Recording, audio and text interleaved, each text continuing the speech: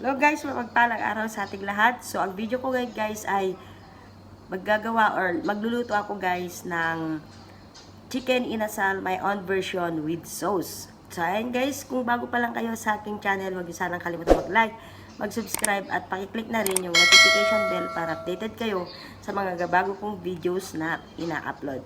So ayan guys, samahan niyo ako sa aking pagluluto.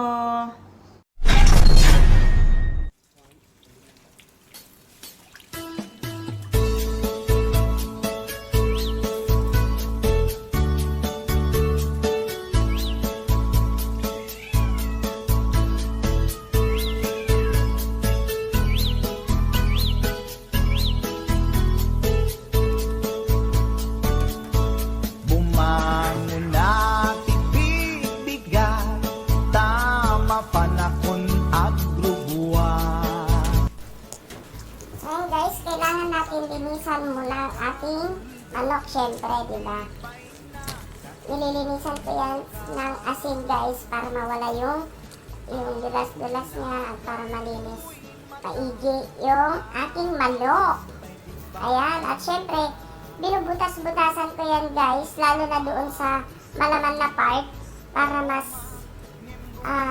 maglasa sa loob niya, para makapasok yung pang-marinate ko dito sa manok. Yan. Dati, ginagamit ko dyan guys is injection. Kaso wala kaming injection ngayon, kaya tinatusok-tusok ko na lang ng kutsilyo para suot na suot ang lasa.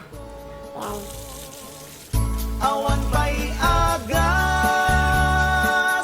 di banbanog ko, tanusumang peta. Ayan guys, imamarinate ko na rin itong manok. Siyempre, bawang una, then toyo, then ketchup, yan. Tinatansya ko lang guys yung mga ingredients na nilalagay ko kasi sarili ko yan version. Ayan. Then syempre, naglalagay ako dito ng Sprite at saka black pepper. Then, magic syrup. Yan. Tsaka natin mekus-mekus yan. At syempre guys, naglalagay din ako konti ng tawag dito, oyster sauce. Yan. Konti lang naman guys. Pandagdag lasa. Tapos, mekus-mekus natin mabuti. Tsaka, lagay na ang manok. Ayan. Yan na yung manok guys. Imamarinate ko yan ng mga 6 hours or 7 hours lang. Para sakto mamaya pag out namin sa trabaho ay pwede nang lutuin. Yan. 7 hours later. At ayan na guys. Ready to cook na ang aking minarinate na manok. Ayan. Lasang-lasa na. Sarap ng kulay niya, oh. Di pa luto. So ayan guys. Iluluto ko na dito sa aming oven. Yan. So, ganyan lang siya guys. Ayan ko lang siya. At syempre, gagawa din pala ako ng pampahid. Maglalagay ako diyan ng soy sauce ulit. Konting-konti lang guys. Yan. Yan yung pampahid ko dito sa manok. Tapos, ketchup ulit. Yan. Tsaka, maglalagay ako ng konting-konting mantika lang. Yan. Konti lang guys. Then, mekus-mekus. Syempre, yan. So, ayan, papahidan ko muna yung manok. Then, siguro mga 15 minutes or 10 minutes, babalik na rin ko naman at sa kabila ko naman papahiran. So, ayan lang guys, ganyan lang siya. Ayan yung manok ko. At ayun nga guys, gagawa din ako ng sauce niya para mas masarap. Yan. So, bale, ang ginawa kong sauce ay yung sobra yung sa pinang-marinate ko dun sa manok. Then, titimplahan ko na lang siya mamaya pagka kumulo siya, guys. So, ayan. Papakuluan ko lang, then titimplahin. Madali lang ito, guys. Yan. Sarili ko lang siyang version. So, ayan. Baliktarin na natin ang manok habang nagkumukulo, pinapakuluan yung sauce.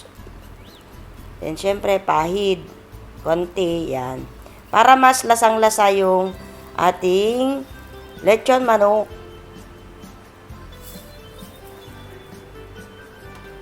Ayan, ito na, kumulo na yung sauce. Maglalagay ako dito ng konting Sprite.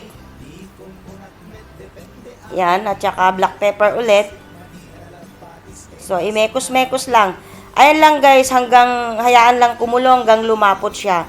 So, ganun lang ang paggawa ko ng sauce. Nasa sa inyo na yung lasa. Nasa inyong panimpla na yun guys. So, ayan. So, ayan, luto na ang aking lechon manok inasal, my own version. So, ayan guys. Pwede na nating kainin. Diba? Ayan o. Pakasarap. Bale, guys, tinuruan ako dati magluto nung chef namin. Nakasama sa bahay.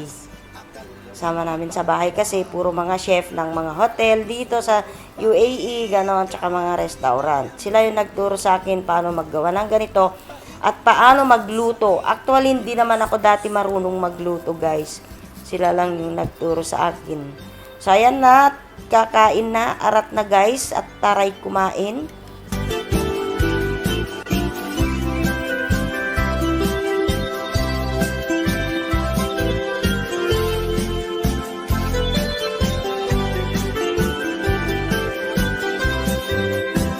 Ikon kunada na imas ti tarong, ikon kunak mek depende a tarong, tarong anak ko raw, tarong a violet, imasan a tarong, tarong akim muret